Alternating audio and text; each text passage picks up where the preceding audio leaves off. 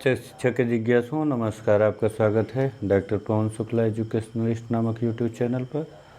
आप तो जान ही रहे हैं कि हम लोग शिक्षा शास्त्र के विषय की चर्चा अपने चैनल पर कर रहे हैं। इस समय यूजीसी नेट के फर्स्ट पेपर के लिए और UGC net second paper education के लिए जो कॉमन टॉपिक है रिसर्च का, अभी उसकी चर्चा हो रही है, जिसमें हम आगे बढ़ते हुए आज का प्रकरण की बात करते हैं। तो आज का जो हमारा टॉपिक है वह है हाइपोथेसिस फॉर्मेशन, यानी जो प्रकरण का परिकल्पना का निर्माण करना है।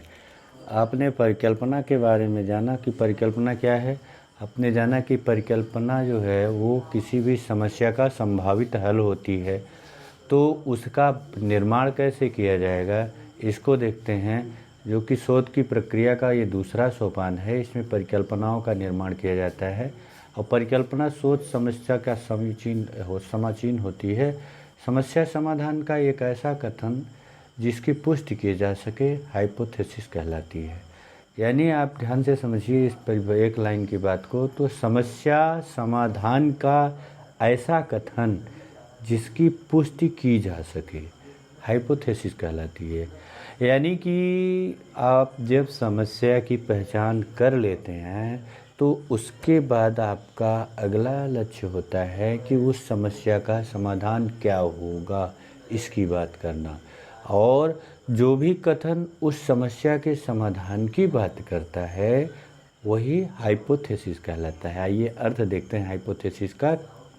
परिकल्पना का अर्थ जो है हाइपोथेसिस, हाइपोथेसिस दो शब्दों से बना है, जिसका अर्थ है कि संभावित या संभावित जिसकी पुष्टि की जा सके, संभावित या जिसकी पुष्टि की जा सके, धन समस्या के समाधान का कथन।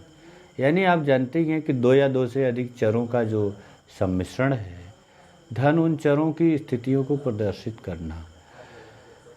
जो समस्या है, समस्या के बारे में आप जानते हैं कि जो आवश्यकता के बीच में अवरोध आ जा रहा है वही समस्या है। और उस समस्या का जो समाधान है, जो उसके हल का कथन है, वही क्या है, वही आपकी परिकल्पना होती है। इसमें भी दो या दो से अधिक चरों का सम्मिश्रण होता है और उन चरों की स्थिति का प्रदर्शित करता है। परिकल्पना ऐसे समाधान को प्रस्तुत करती है जिसकी पुष्टि प्रदत्तों के आधार पर की जा सके। अर्थात परिकल्पना में कुछ चरों का जो सम्मिश्रण करके उनकी स्थिति को प्रदर्शित किया गया है और उस स्थिति का परीक्षण आंकड़ों के आधार पर किया जाता है। जो परिस्थितियां तैयार होती हैं उनका आकलन जो है आंकड़ों के आधार पर होता है। केवल हाइपोथेसिस कह देने से उसकी समस्या का समाधान नहीं हो जाता है, उसका तो बाकायदा उसका वेरिफिकेशन होता है, उसको पुष्ट किया जाता है, देखा जाता है आंकड़ा संग्रह के द्वारा कि क्या जो बातें कही गई वह वास्तव में सत्य होने लायक हैं या नहीं है। आइए परिकल्पना की परिभाषा को समझते हैं। तो परिकल्पना की परिभाषा में देखें तो जॉन गाल्टुंग के अनुसार उन्होंने कहा कि जो सभी अनुसंधानों के तीन तत्व होते हैं। पहली इकाई जिसके संबंध में सूचना ग्रहण की जा रही है, वह पहला तत्व है इकाई। इकाई का मतलब जिसके संबंध में सूचना ग्रहण की जा रही है, यूनिट। और दूसरा जो तत्व है वह है चर। चर के बारे में आप जानते हैं कि चर क्या होता है। चर का मतलब है कि जो चलता रहे, जिसका मान परिवर्तित होता रहे, वेरिएबल। चर उसका हिंदी पर्याय है। उसका मतलब हुआ कि जिसके द्वारा इकाई के विषय में सूचना ली जा रही है। और मूल्य किसी इकाई में प्राप्त किसी चर के गुण या परिणाम को कहा जाता है। तो परिकल्पना जो है चर राशियों के द्वारा कुछ इकाइयों के संबंध में उनके जो विशिष्ट यानी जो उनके सूक्ष्म विशिष्ट मूल्य हैं उनसे संबंधित है। परिकल्पना क्या है। परिकल्पना चर राशियों के द्वारा कुछ इकाइयों के संबंध में उनके विशिष्ट मूल्यों से संबंधित कथन है। क्योंकि जो चर राशियां हैं उन्हीं का तो संबंध होता है, तो आप समस्या को जानते हैं। और उन्हीं संबंधों को कैसे आपके आप कामना के अनुसार, आपकी इच्छा के अनुसार किया जाएगा, उसका जो परिकल्पना, उस कल्पना के चारों ओर जो कथन बनाया जाता है वही परिकल्पना होती है। Hypothesis is statement of rule about the specification of set units with the help of variables at state, how much of variable is phases, how much variables phases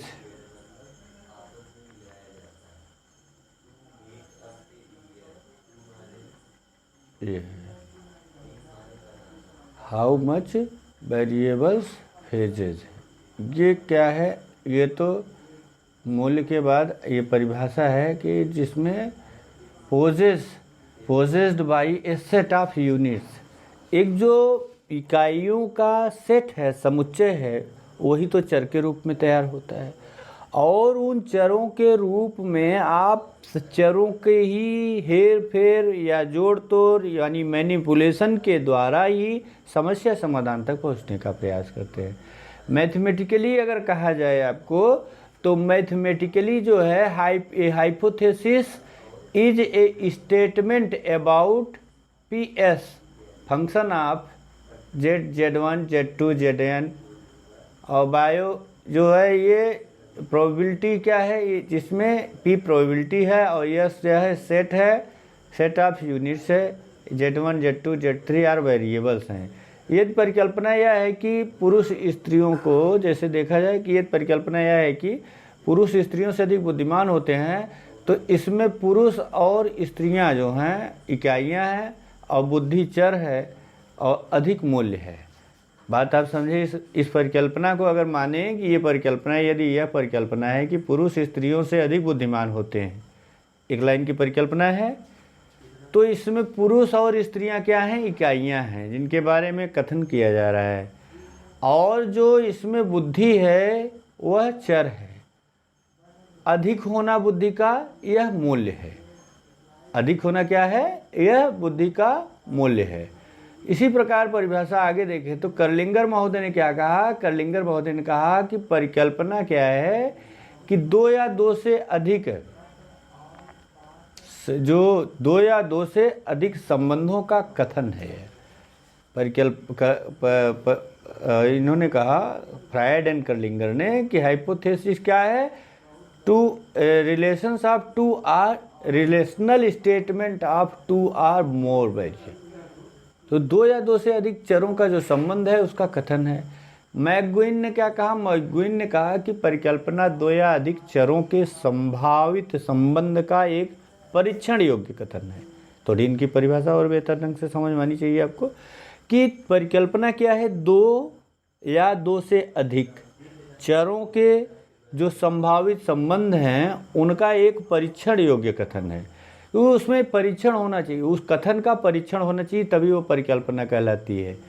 अब वान डी एलन की एक विस्तृत परिभाषा आपके सामने आ रही है, इसको जरा सा देखिए कि परिकल्पनाएं वे प्रस्तावित समस्या समाधान हैं।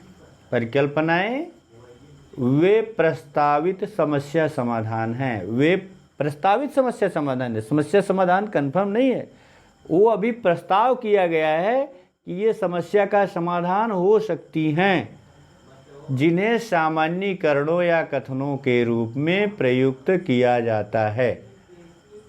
जो कथन आप कह रहे हैं कि समस्या समाधान के लिए कि वो प्रस्तावित है, संभव है समस्या का समाधान हो, उनको सामान्यीकरणों या कथनों के रूप में प्रयुक्त किया जाता है। और ये एक प्रकार के कथन हैं जिसके विविध अंशों में संबंध की क्रमबद्ध व्यवस्था होती है।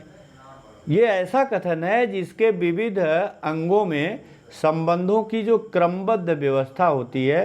ये जो संबंधों की जो क्रमबद्ध, तो ये क्या है? ये देखिए, इसमें आपको स्पष्ट रूप से दिख रहा है कि जो परिकल्पनाएं हैं वे प्रस्तावित समस्या समाधान हैं, जिन्हें सामान्यीकरण या कथनों के रूप में प्रयुक्त किया जाता है।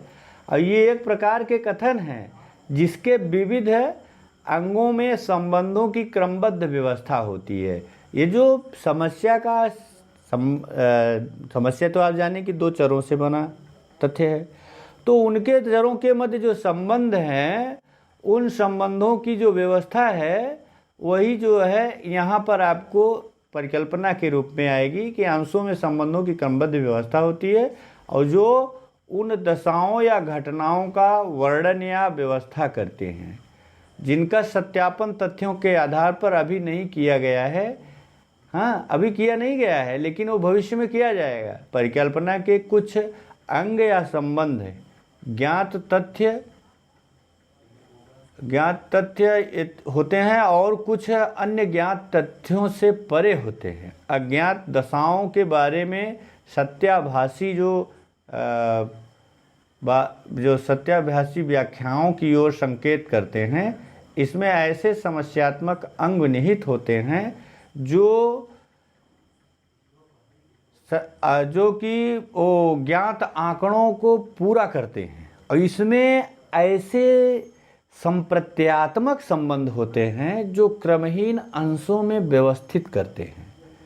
अब ये विस्तृत परिभाषा है। इसमें परिकल्पना में उन्होंने बता दिया कि जो परिकल्पना है दो चरों के मध्य का संबंध है, और ये दोनों चरों के जो विभिन्न अंग हैं वो क्रमबद्ध व्यवस्था में बंधे हुए हैं, घटनाओं या दशाओं का वर्णन और व्याख्या करते हैं। इनका सत्यापन तथ्यों के आधार पर किया जा सकता, अभी तक तो नहीं किया गया है, लेकिन भविष्य में इनको किया जाएगा। और ये संप्रत्यात्मक संबंध होते हैं जो क्रमहीन अंशों में व्यवस्थित करते हैं, अंशों को व्यवस्थित करते हैं। ये जो संबंध होते हैं अभी क्रमहीन है, क्रमहीन अंशों को व्यवस्थित करते हैं। जिससे जो भी कहा गया वह अव्यवस्थित रहता है, लेकिन उनको व्यवस्थित किया जाता है। या ऐसे संप्रत्यात्मक अर्थ एवं निर्वचन होते हैं जो अज्ञात कथनों की व्याख्या करते हैं, और जो अज्ञात कथनों की व्याख्या करते हैं और साथ ही साथ जो अज्ञात दशाओं के संबंध में बुद्धिमत्तापूर्ण ढंग से लगाए गए अनुमानों को तर्क संगत रूप में ज्ञात तथ्यों से जोड़कर परिकल्पनाएं हमारे ज्ञान के स्रोत में विकास एवं विस्तार करने में समर्थ होती हैं। तो ये परिकल्पनाएं जो हैं यही आपका ज्ञान विस्तार करती हैं, क्योंकि परिकल्पनाओं का आप वेरिफिकेशन करने चलेंगे तो उसके आधार पर आप जो है इसको जानेंगे कि समस्या का जो संभावित हल है वह किस तरह से चरों के मध्य के जो संबंध हैं उन संबंधों के संदर्भ में आंकड़ों का कैसे कलेक्शन का चाहता है और उसका कैसे एनालाइजेशन करता है, फिर उसको कैसे वेरीफाई करता है कि ये प्रॉब्लम सही है या नहीं। इसकी जो हाइपोथेसिस बनाई गई वो स्वीकृत होगी या अस्वीकृत होगी। अब परिकल्पना की प्रकृति की बात करें तो इसके अवधारणा स्वयं सिद्ध और परिकल्पना में भेद है। इसके कार्यों में महत्व है, इसको डिटेल में आप देखेंगे तो देखिए तो एक यहाँ ग्राफ से आपको यहाँ समझ में आ जाएगा कि जो परिकल्पना है वो परिकल्पना के संदर्भ में सबसे पहले क्या होगा कि जो परिकल्पना तैयार करेंगे आप, सबसे पहले तो परिकल्पनाएं चरों सहित तैयार होंगी, और इस तैयार होने के लिए सबसे पहला बिंदु है समस्या। समस्या आया तो समस्या का आप अध्ययन करेंगे, संबंधित जो साहित्य है उसका अध्ययन करेंगे, उससे निगमन निकालेंगे कि परिकल्पनाओं और चरों के बीच में कैसा रिलेशन अब तक बनाया गया है, देखा गया है, आप कैसा बनाना चाहते हैं। क्योंकि जो अध्ययन हो चुका है उसको आप दोहराएंगे नहीं, अगला अध्ययन करेंगे तो दोहराएंगे भी तो परिस्थितियाँ बदलेंगी। और इसकी जो व्यवहारिक चरों की जो व्याख्या होती है उसके बाद आप भविष्यवाणी करते हैं, तो भविष्यवाणी करते हैं तो वो व्यवहारिक पक्ष हो जाता है, और अगर भविष्यवाणी करते हैं तो प्रयोगात्मकता की ओर बढ़ जाता है, और फिर यहाँ मापन विधि होती है, प्रदत्तों का संकलन होता है, परिकल्पनाओं का इन्हीं प्रदत्तों के संकलन का आधार पर आगमन किया जाता है जिससे निष्कर्ष निकलता है, और जो संबंधित निष्कर्ष निकलता है फिर आप उसकी समीक्षा करते हैं कि उस समस्या के संदर्भ में आपका पूरा हुआ कि नहीं। यानी कहें तो आप जो परिकल्पना का प्रतिपादन है वह परिकल्पना का प्रतिपादन या अर्थापरण और अर्थापन यानी जो उसका मीनिंग किया जाता है, सैद्धांतिकरण किया जाता है, अर्थापन या सैद्धांतिकरण होता है। तो प्रतिपादन करके आप प्रदत्तों की सहायता से पुष्टिकरण करते हैं कि परिकल्पना रिजेक्ट होगी या एक्सेप्ट होगी, और उसके बाद पुष्ट करते हैं तो उससे अर्थ निकालते हैं कि परिकल्पना के बारे में जो कहा गया वह क्या है। तो आइए ज़रा सा परिकल्पनाओं के प्रकार के संदर्भ में बात करें तो एच के कपिल महोदय की जो पुस्तक है रिसर्च की, तो उसमें उन्होंने परिकल्पनाओं के वर्गीकरण में उन्होंने परिकल्पनाओं को बांटा है। तो जिसमें मुख्यतः उन्होंने परिकल्पनाओं को 3 भागों में बांटा है। एक तो है आपकी अप्रायोगिक परिकल्पनाएं, नॉन एक्सपेरिमेंटल हाइपोथेसिस, जिसमें कि बिना प्रयोग के, जैसे इतिहास का और एक्सपोस्ट फैक्ट ऑफ रिसर्च का हो गया या सर्वेक्षण टाइप का हो गया, तो ये सब अप्रायोगिक परिकल्पनाएं बनती हैं, जिसमें 2 साधारण स्तर परिकल्पना, विषम स्तर परिकल्पना, विशिष्ट स्तर की परिकल्पनाएं 3 बनती हैं। इसके बाद दूसरा प्रायोगिक परिकल्पना होती है। प्रायोगिक परिकल्पना में जो होता है अस्तित्वपरक परिकल्पना बनेगी। दूसरी परिकल्पना का प्रकार सांख्यिकीय परिकल्पना होती है, और सांख्यिकीय परिकल्पना 2 प्रकार की होती है, निराकरणीय और निराकरणीय परिकल्पना, प्रायोगिक परिकल्पना। अब प्रायोगिक परिकल्पना की जब बात होगी तो प्रायोगिक परिकल्पना 2 प्रकार की बनती है, सकारात्मक परिकल्पना और नकारात्मक परिकल्पना और सकारात्मक, निगेटिव हाइपोथेसिस, पॉजिटिव हाइपोथेसिस। इसके बाद जो तीसरा प्रकार उन्होंने बताया है संप्रत्यात्मक परिकल्पना और सार्वभौमिक परिकल्पना। तो ये परिकल्पनाओं का वर्गीकरण बताया गया है और कपिल महोदय के द्वारा, उनकी पुस्तक से हमने देखा है। अब उस परिकल्पना में आइए एक एक करके देखते हैं कि जो साधारण स्तर की परिकल्पना है वो क्या है। इस स्तर की परिकल्पना में एक अनुसंधान में जो संबंधित चरों व घटनाओं का केवल साधारण अध्ययन किया जाता है, जनरल स्टडी किया जाता है, जैसे कितनी सड़क दुर्घटनाएं होती हैं, तो ये साधारण स्तर की परिकल्पना है। और विषम स्तर की जो परिकल्पना है, इसमें इस प्रकार की परिकल्पनाएं वे होती हैं जिसमें अनुसंधान का उद्देश्य घटनाओं का व्यापक तथा गहन अध्ययन करना होता है। जैसे उसी उदाहरण को आगे बढ़ाएं तो सड़क दुर्घटनाएं किस समय सड़क के किन किन स्थानों पर होती हैं तथा कितना भयंकर होती हैं। अब यहाँ पूरा विषम परिकल्पना बनेगी, जिससे कि उसके संदर्भ में पूरा का पूरा विवरण आपको मिल जाए। इसके बाद जो तीसरी परिकल्पना का प्रकार आप देखें अप्रायोगिक में, वो विशिष्ट स्तर की परिकल्पना है। ऐसी परिकल्पनाएं वे हैं जिसमें अनुसंधान का उद्देश्य संबंधित चरों व घटनाओं के प्रकार्यात्मक संबंधों व कार्य कारण संबंधों का अध्ययन करना होता है। यानी इन परिकल्पनाओं में अनुसंधान का उद्देश्य संबंधित चरों और घटनाओं के जो प्रकार्यात्मक यानी जो कार्य कारण का संबंध है उसका अध्ययन करना होता है। जैसे सड़क दुर्घटनाएं किन कारणों से होती हैं, और ये जो यंत्रों की खराबी से या शराब पीने के गाड़ी चलाने के कारण या सड़क की खराबी से आदि में से किसके कारण दुर्घटनाएं होती हैं। जब इस तरह से इसको देखा जाएगा तो ये विषम स्तर की परिकल्पना हो जाएगी। उसके बाद अप्रायोगिक के बाद प्रायोगिक परिकल्पना की बात आती है।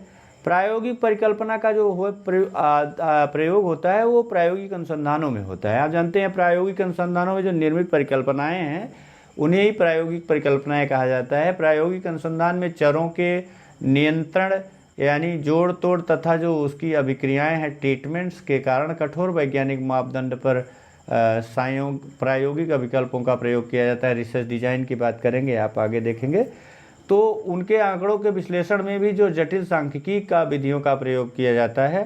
प्रायोगिक परिकल्पनाओं के 2 प्रकार होते हैं। एक तो अस्तित्वपरक परिकल्पनाएं, वे परिकल्पनाएं जिसमें यह प्रस्तावित किया जाता है कि कम से कम एक परिणामी चर पूर्ववर्ती दशा का जो परिणाम है। इस परिकल्पना का संबंध एक वर्तमान स्थिति से के सीमित स्थानीय तथा व्यक्तिगत अध्ययन से होता है। जैसे यह सत्य नहीं है कि धार्मिक परिवेश में पले सभी बच्चे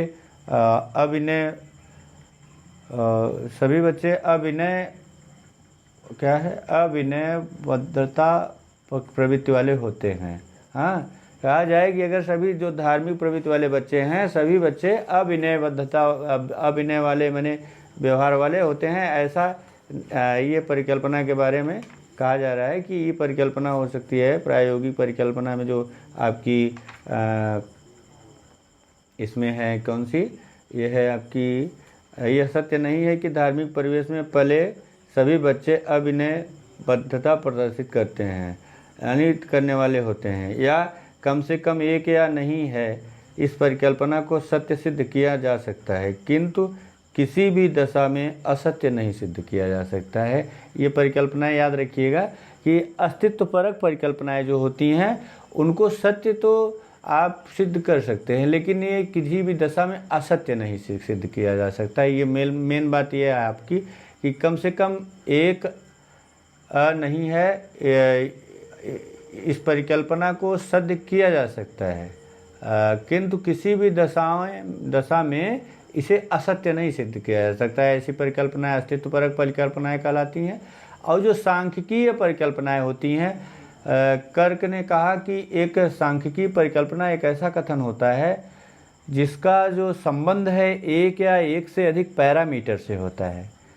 अब यह संबंध एक ऐसी स्थिति से रहता है जो कि सत्य होती है। अब पैरामीटर क्या होता है, पॉपुलेशन के संदर्भ में आप पढ़ेंगे तो जानेंगे। पैरामीटर के ही आधार पर हर स्टडी होती है।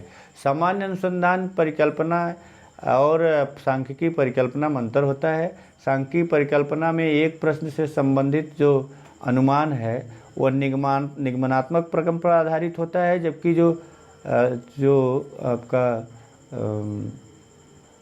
सांख्यिकीय परिकल्पना में और जो सांख्यिकीय परिकल्पना में एक पद से संबंधित अनुक्रम में जो आगमनात्मक होता है। सांख्यिकीय परिकल्पनाएं दो प्रकार की होती हैं। एक तो नल हाइपोथेसिस, जिसके बारे में बराबर पूछा जाता है, निराकरणीय परिकल्पना H0 से प्रदर्शित किया जाता है कि जो अवधारणा है रहती है कि जो इसका क्या नाम है कि कहा जा रहा है वो चर का प्रभाव दो या दो से कारणों के अधिक समूहों के कोई वास्तविक अंतर नहीं माना जाता है।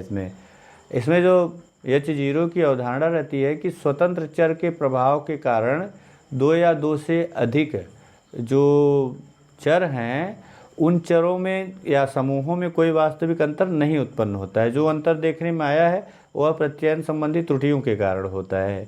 तो परंतु जो इसको माने स्वतंत्र चर के प्रभाव को ये बाद में सिद्ध होता है, लेकिन पहले ये मान लेती हैं कि नहीं है, स्वतंत्र चर उसका कारण नहीं है, तथा स्वतंत्र चर जो है तब तक अंतर का कारण नहीं माना जाएगा जब तक कि यह अंतर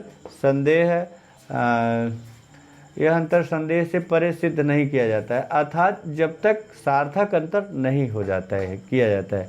अगर सार्थक अंतर आप सिद्ध हो जाता है तब वो परिकल्पना नल हाइपोथेसिस रिजेक्ट हो जाएगी और माना जाएगा। और अगर उसको स्वीकृति मिल जाती है तो इसका मतलब जो कहा गया वो सही है। इसके लाभ ये है कि H0 से यानी नल हाइपोथेसिस से जो प्राप्त निष्कर्ष हो कठोर वैज्ञानिक मापदंड पर आधारित होते हैं, और H0 की रचना दो समूहों नियंत्रित समूह प्रायोगिक समूहों के प्राप्तांकों को एक ही समूह का प्रतिनिधित्व मानकर जब उनके अंतर का विश्लेषण किया जाता है तो जब यह अंतर इतना अधिक नहीं हो सकता है, इसे संयोगजन्य कारकों से परे नहीं समझा जाता है। इससे प्राप्त निष्कर्ष की विश्वसनीयता अधिक होती है हाइपोथेसिस के तौर पर, नल हाइपोथेसिस के। इसके कारण क्योंकि ये द्विदिशीय कही जाती है, इसके टू डायरेक्शनल है कि ये सत्य हो सकती है असत्य हो सकती है, दोनों बातें हैं। और ये जैसे अस्तित्वपरक में आपने देखा कि वो सत्य तो आप सिद्ध कर सकते हैं लेकिन असत्य नहीं कर सकते। और इसमें जो प्रस्ताव वाक्य की जो पुष्टि है वह जो का सरलतम आधार यह रहता है कि इसके विपरीत तक वाक्य को निराधार सिद्ध कर दिया जाए। और इसका प्रयोग जो है केवल सांख्यिकी की सार्थता के शिक्षण के लिए किया जाता है, और इसके लिए कोई सैद्धांतिक आधार या औचित्य प्रस्तुत करना नहीं होता है। नल हाइपोथेसिस आप अंतर मान रहे हैं तो उसको कोई सार्थक आधार या अंतर आपको प्रस्तुत नहीं करना पड़ेगा। इसके बाद H0 के अंतर्गत दो समूहों के मध्यमानों के अंतर की सार्थकता की जांच के लिए आवश्यकता होती है टी का मान द्विपक्षीय परीक्षण के आधार पर देखना होता है, जो टी रेशियो अब निकाला जाता है। और जो प्रायोगिक परिकल्पना की रचना में दो समूहों में अंतर प्रत्याशित रहता है, और प्रायोगिक परिकल्पना दो समूहों के व्यवहारों में प्रायः अंतर का भविष्य कथन करती हैं। चूँकि जो सामान्यतः समूहों में अभिक्रियाओं जो ट्रीटमेंट जो दिया जाता है उसमें वेरिएबल्स को कम ज़्यादा किया जाता है, उसकी मात्राएं अलग अलग होती हैं, अतः प्रयोगकर्ता जो अपने आंकड़ों के द्वारा प्रायोगिक परिकल्पना की जो पुष्टि को प्रत्याशित करता है उसको मानता है कि ऐसा होना चाहिए। इसे वैकल्पिक परिकल्पना भी कहा जाता है। अंतर के आधार पर ये जो परिकल्पना होती है दो प्रकार की होती है। धनात्मक परिकल्पना जब यह कहा जाए कि एक समूह निश्चित रूप से दूसरे से श्रेष्ठ है। जब यह कहा जाए कि एक ग्रुप बी से मोर है, ज़्यादा है। और नकारात्मक परिकल्पना यह होता है कि जब यह कहा जाता है कि एक समूह निश्चित रूप से दूसरे समूह से कम है। तो ये प्रायोगिक परिकल्पना H1 कहलाती है। इसके बाद समस्यात्मक परिकल्पना, संप्रत्यात्मक परिकल्पना की बात करते हैं। जब एक परिकल्पना स्वतंत्र चर तथा आश्रित चर के प्रत्याशित संबंधों के विषय में एक संक्षिप्त कथन होती है, तब उसे संप्रत्यात्मक परिकल्पना कहा जाता है। ध्यान से समझिएगा इस बात को कि जब एक परिकल्पना स्वतंत्र चर और आश्रित चर के जो प्रत्याशित संबंध, जो भविष्य में आप संबंध देखेंगे, उस संबंध के विषय में एक संक्षिप्त कथन होती है, तब उसे संप्रत्यात्मक परिकल्पना कहते हैं। जैसे प्रतिक्रिया काल R, बुद्धि O, उद्दीपक की मात्रा S तथा उद्दीपक की विषय वस्तु S0 से जो प्रत्यक्ष से प्रभावित होता है, तो R is function of Q S1 S2। तो ये इस तरह का जो फंक्शन है रेस्पॉन्स का, प्रतिक्रिया काल का, यहाँ आप बता रहे हैं कि ये जो देखिए संप्रत्यय की बात कर रहा है कि R जो है वह बुद्धि और उद्दीपक की मात्रा और उद्दीपक की जो उसकी विषमता है उसके प्रत्यक्ष रूप से प्रभावित होती है। और जो दूसरी प्रकार है परिकल्पना की, वह सार्वभौमिक परिकल्पना, यूनिवर्सल हाइपोथेसिस। इस परिकल्पना का जो उद्देश्य है वो संबंधित चरों के विषय में ऐसे संबंध स्थापित करना होता है जिनका स्वरूप सार्वभौमिक हो, अथवा परिकल्पना से प्राप्त निष्कर्षों से ऐसे नियमों की रचना हो जो कि प्रत्येक देश काल परिस्थिति के लिए वैध हो। सही यूनिवर्सल हाइपोथेसिस कहलाती है। अब परिकल्पना के स्रोत की बात करें तो शोधकर्ता परिकल्पना को अंतिम रूप देने के पूर्व जो है वो जिन मानसिक प्रक्रियाओं से होता हुआ दो या दो से अधिक चरों के मध्य संभावित संबंधों के बारे में अनुमान लगाता है या उसको जो है शब्दबद्ध करता है, उसके लिए वह विभिन्न स्रोतों की सहायता लेता है जो कि परिकल्पना निर्माण के आधार होते हैं। जैसे आप देखे होंगे कि जो उस संबंधित साहित्य का अध्ययन करता है वो स्रोत, तो वही परिकल्पना के स्रोत का, जैसे संबंधित साहित्य का अध्ययन, संस्कृत विज्ञान, प्राप्त परिकल्पनाओं का विश्लेषण, एनालॉजी, अनुरूपता, विशेषज्ञों का मत या वैज्ञानिक सिद्धांत का अध्ययन, व्यक्तिगत अनुभव और प्रेक्षण, आकस्मिकता जो होती है, परिचर्चा है, रचनात्मक चिंतन है। तो ये सब जो हैं परिकल्पनाओं के स्रोत हैं। आइए अच्छी परिकल्पनाओं की विशेषता जान लेते हैं। अच्छी परिकल्पनाएं वे परिकल्पनाएं होती हैं जो कि समस्या का पर्याप्त उत्तर होनी चाहिए। और दूसरा, जो परिकल्पना का स्वरूप सरलतम होना चाहिए। और तीसरा है कि जो परिकल्पना में प्रयुक्त शब्दों का अर्थ पूर्णतः स्पष्ट होना चाहिए। ये सब जो संप्रत्यात्मक स्पष्टता उसमें होनी चाहिए। अगली बात है कि व्याख्या की सार्थकता होनी चाहिए। जो परिकल्पना व्याख्या कर रही है उसकी सार्थकता होनी चाहिए, निरर्थकता होनी चाहिए, कोई मतलब उस शोध का नहीं होगा। और जो व्याख्या का परीक्षणीयता होनी चाहिए, यानी परीक्षा योग्य व्याख्या होनी चाहिए और वर्तमान सिद्धांतों से संबंधित होनी चाहिए। परिकल्पना से संबंधित जो चरों की जो संक्रियात्मक परिभाषा वाला होना चाहिए, उसकी व्याख्या होनी चाहिए। परिकल्पना की पुष्टि और अस्वीकृति की जो संभावना लगभग समान होनी चाहिए। मतलब ऐसा ना हो कि आप कहें तो परिकल्पना की पुष्टि की संभावना ज़्यादा है और अपुष्टि की संभावना कम है।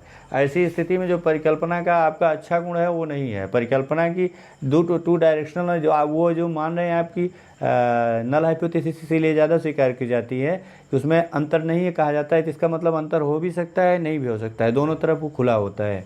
तो परिकल्पना की पुष्टि और उसकी अस्वीकृति की जो संभावना है लगभग समान होनी चाहिए। परिकल्पना का कथन मात्रात्मक रूप में होना चाहिए, आंकड़े आसानी से प्राप्त हो सकें ऐसा उसमें होना चाहिए। परिकल्पना परीक्षण के लिए एक जो यंत्र मतलब उपकरण होने चाहिए वो आसानी से उपलब्ध होने चाहिए। इस तरह से हमने आज परिकल्पना के जो रिसर्च प्रपोजल के बारे में देखा आज जो है। और आपने रिसर्च प्रपोजल के बाद जो है आप परिकल्पना के संदर्भ में देख रहे थे। परिकल्पना के बारे में हमने परिकल्पनाओं के प्रकार को, परिकल्पना के अर्थ, परिभाषा, विशेषता, कैसे परिकल्पना निर्माण की प्रक्रिया है, इसको समझा। आप जो कुछ भी करना है आपका स्वागत है, कमेंट बॉक्स में आइए। चैनल लाइक शेयर सब्सक्राइब अवश्य कर लीजिए। धन्यवाद, नमस्कार।